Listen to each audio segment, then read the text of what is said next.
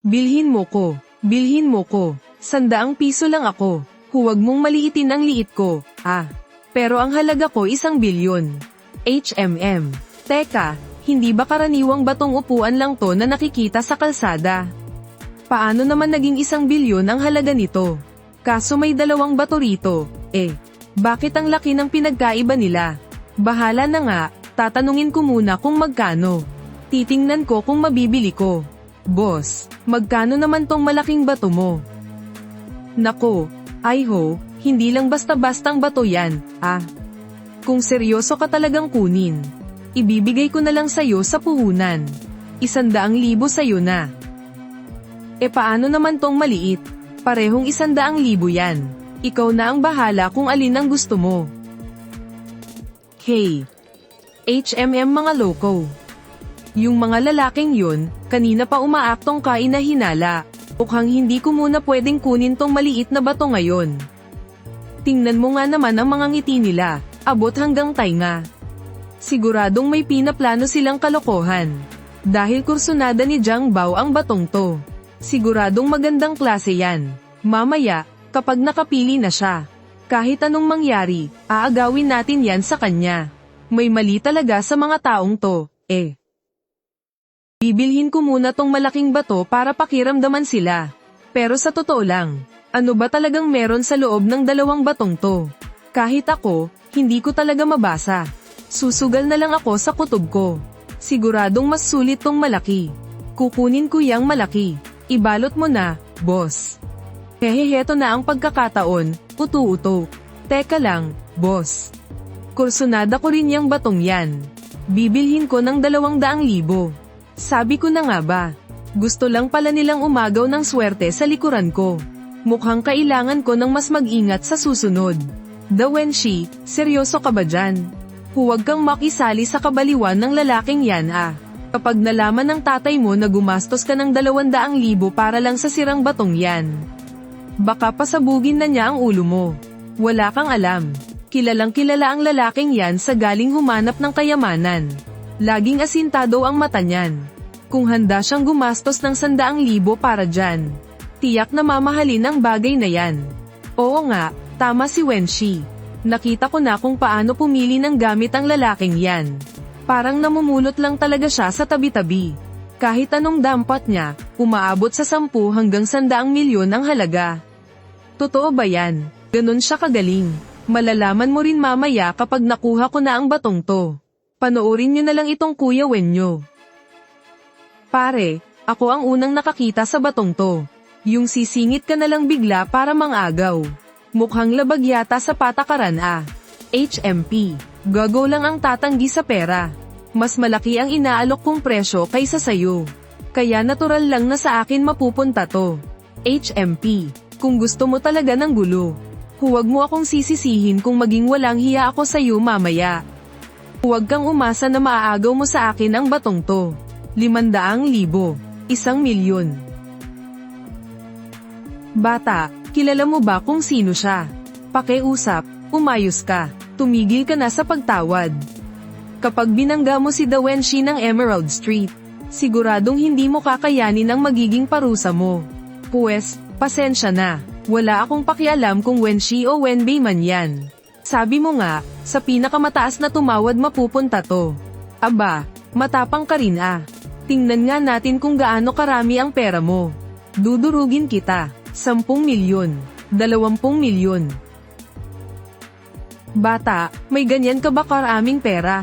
Babo ka lang ang bibig mo, 40 milyon agad. Huwag mo akong sisisihin na hindi kita binalaan Sigaw ka ng sigaw dyan. Kapag hindi mo mailabas ang ganyang kalaking halaga mamaya, siguradong yari ka sa akin. Masyado kayong pakialamero.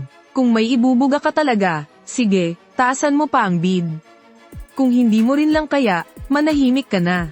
Tigilan nyo nga ang kadadakdak dyan. 40 milyon, 1. Grabe umabot talaga ng 40 milyon. Wenshi, lalaban pa ba tayo?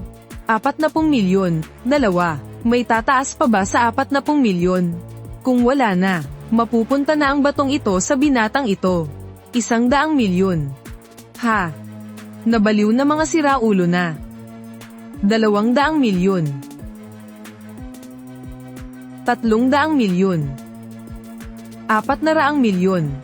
Boss, tingnan mo nga muna kung may pambayad talaga ang lalaking yan.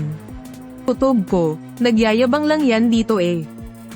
Boss sige, i-check mo. Para tumigil na sila sa kadadakdak dyan. Sige, i-check ko na ngayon. Diyos ko itong balanse. Ang daming digits. Isang tingin ko lang, parang hinihigop na ang kaluluwa ko. Grabe, ang daming digits. Teka, sandali lang. Kukuha lang ulit ako ng isa pang card machine. Boss, hindi mo na kailangang kumuha pa. Kahit kumuha ka pa, sisubog lang din yung card machine mo. Maniwala ka sa sarili mong mga mata. Kung ano ang nakita mo, yan talaga ang balanse ng card ko.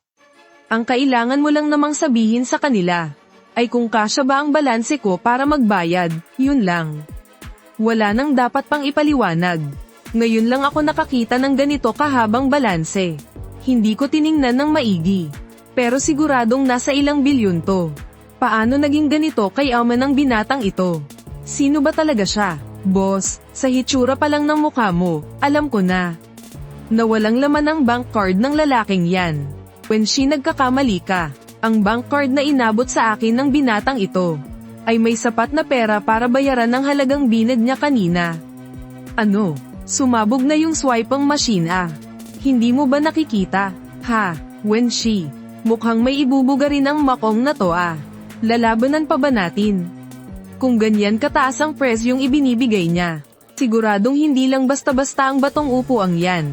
Sa bagay, hindi pa siya pumapalya sa pagtukoy ng mga ganyang antigo. Susmar Yosef. Ngayong araw, kahit pa maubos ang buong yaman natin, kailangan nating makuha ang batong upuang yan. When she, kahit pa ganun ang mangyari, 100 milyon lang ang pera natin kung pagsasamahin. Kung magpapatuloy pa sa pagtaas ng presyo ang gunggong na yan, anong gagawin natin? Wala na akong pakialam, nagiinit na ang dugo ko. Kailangan natin siyang tapatan hanggang dulo. Isangla mo na yung jewelry business ng tatay mo. Isasangla ko rin ang lahat ng mga negosyo ng tatay ko. Siguradong makakabuo tayo ng 7 o 800 milyon. Kahit pa malugi tayo at mawala ang lahat. Hindi tayo pwedeng magpatalo sa yabang niya. Magbid ka na, 500 milyon. 500 milyon at 100. Tarantado ka ah. G, nagago mo ba ako? Bakit? Ikaw lang ba ang pwedeng mangagaw bigla? At bawal akong magdagdag ng barya. Kung hindi mo matanggap, edi taasan mo pa. Sige nga, palag pa. 520 milyon.